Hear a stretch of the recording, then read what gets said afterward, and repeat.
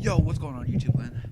So we are talking about the conclusion to Extreme Rules. What a pay-per-view. One of the best ones in a while. And I mean a while. It all started off with Big Cass and Bubba Ray, or the Dudleys. Okay, hold on. What would you rate Extreme Rules? Like out of 10. I'm gonna give it a 6. You're fucking stupid. That was a good pay-per-view. The only match that sucked balls was the Chris Jericho and No, Dean I thought Ambrose. that was pretty fucking twisted, man. I That- thought that was twisted. That match took way too long. That's because they had to use every Way fucking too weapon that was long. around that damn cage. It was just so boring to watch. The ending was the best part of it. That was it. That was what tripped balls. That was what tripped balls. It even caught Mom's attention. She even tripped balls. Heck, your own niece went berserk over it. I'd give it probably about an 8 out of 10. One of the best pay-per-views in a while. I think it was actually better than WrestleMania. The lamest match, in my opinion, and this is no sexism intended, but that Divas match, the Women's Championship match, was boring as crap. That match, it wasn't boring, but it was sucky. Because none of it related to any of the storyline. But like I said, it started off with Big Cass and the Dudleys. You know, it wasn't a match. They were just talking smack. It was during the pre-show. That's why I didn't watch. And just pretty much Big Cass just beat up the Dudleys. I don't know how. I mean, like, come on, those are the Dudleys. And then we moved on to the pre-show in a no disqualification match with Dolph Ziggler versus Baron Corbin. Barely watched. And Baron Corbin ended up winning with a low blow shot to Dolph Ziggler for the pin. That match was it's enough to get the crowd pumping.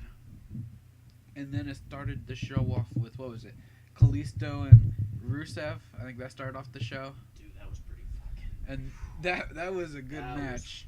Rusev used his head, which was very smart of him, to end up getting the victory and becoming the new U.S. champion. Yeah, he broke Kalisto in half. Yeah, he squashed the mosquito. I don't even remember what happened yet. The ending was just phenomenal. Okay, actually, the show started off with the Usos versus the Club. The Club won. Which was a really good match. You know, action was everywhere. They just didn't use any weapons, but the Club ended up winning. So that was match. A clean match. It was a good match, And then we had the Fatal 4-Way match for the Intercontinental title. The Miz, Cesaro, Kevin Owens, and Sami Zayn.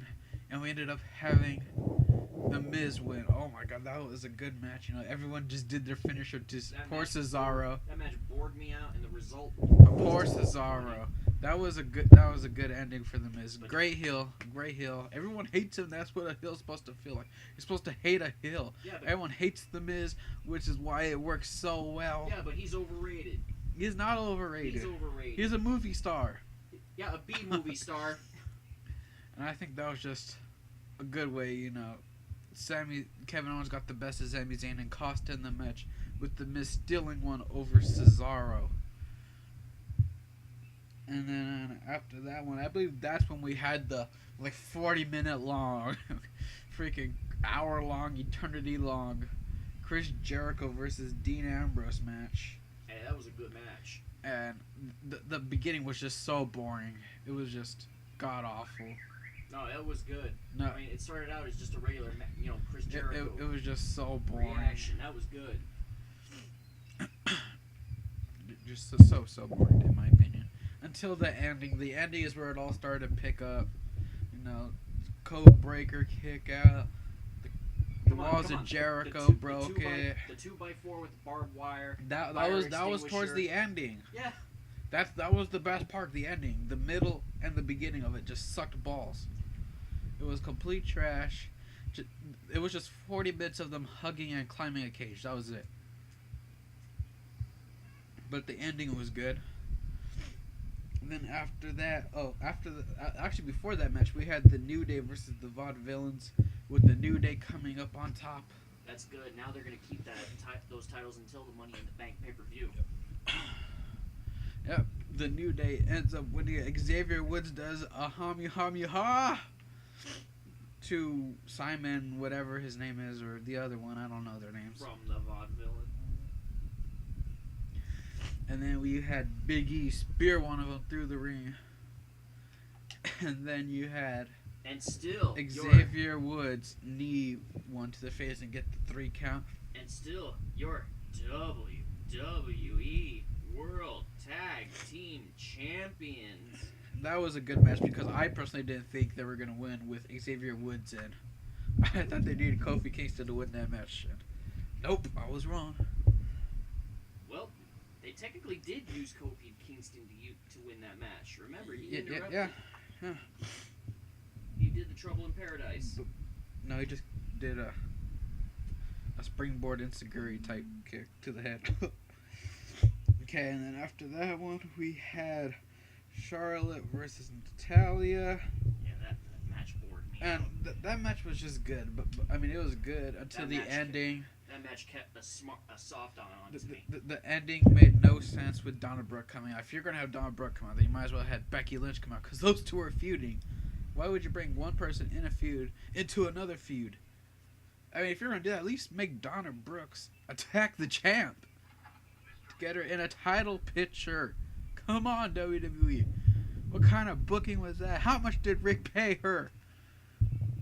That's the real answer. And then finally, we had the moment everyone's talking about right now. AJ Styles, Roman Reigns, and wow, that was a 10-star match, better than a 5. Fighting was everywhere. Even went to the pre-show booth. I was still on through through the first 20 minutes of that match. Through an announce table, through a barricade.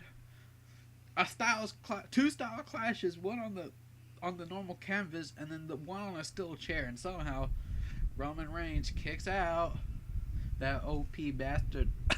Seth Rollins is OP.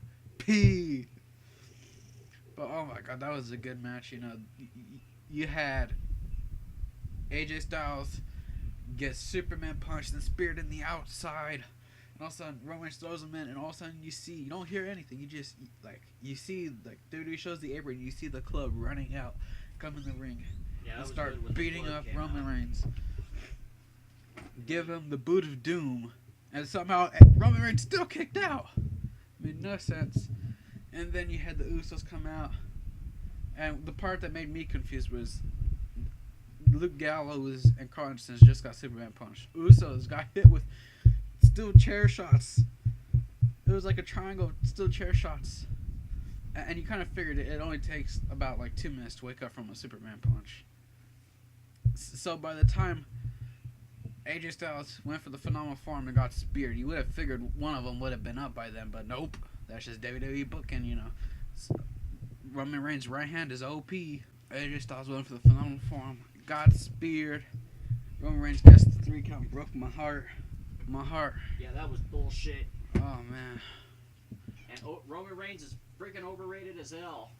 I literally was gonna go to bed tonight, bummed out of my fucking ass because Roman Reigns retained the championship. I don't think Roman Reigns is overrated. It's just his character is booked wrong, and he kind of doesn't know how to sail. But yeah, his character is booked hella wrong, really wrong. And then after he wins, you see the Uso, or you see Roman Reigns celebrating. He's like, yeah, and all of a sudden out of nowhere, you see Seth Rollins in a new attire, gray shorts, a new shirt. Thank you, Seth. The whole place just erupted. It was crazy. That was epic. Just eruption everywhere. That was epic. That was the best highlight of the night. You see the New Jersey place go crazy, and Seth Rollins hits Roman Reigns with the pedigree. Oh my god, what a Monday night. What a Raw. That we are going to look forward to. And if you look on the Twitter, WWE has the booth of did you like it and not like it. People are saying it's 50-50. I personally liked it. I thought it was an 8 out of 10. One of the best pay-per-views in a while. The action was good. Just the women's match and the Dean Ambrose match was just way too long. But that was good. And unnecessary. Just too long of nothing. Just 2 men laying down I'm hurt. And then you got the thumbtacks. That was good. That was pretty much the best part. And then all of a sudden, you had the women's championship with Dana Brooke which had nothing to do with that match. Nothing. She's in a feud with Becky Lynch that had nothing to do with anything, and ends up costing Natalya the match. But those are my reactions. I thought it was a phenomenal. I'd give it an 8 out of 10. Like my bro said, he'd give it a 6 out of 10. Well, let me know what you guys think down in the comment section. I'm out. Peace.